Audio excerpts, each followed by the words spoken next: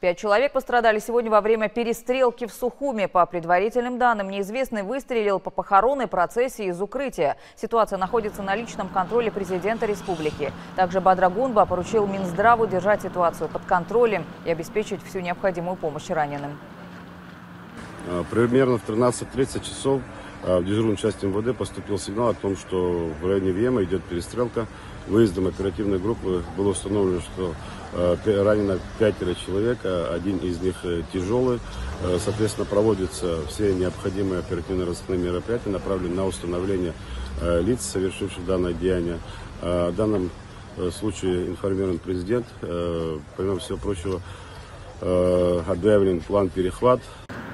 По словам прокурора столицы Абхазии Алхаса Гумава, инцидент произошел на улице Гумской во время траурной церемонии. Всех 5 пострадавших доставили в республиканскую больницу. Они находятся в реанимации.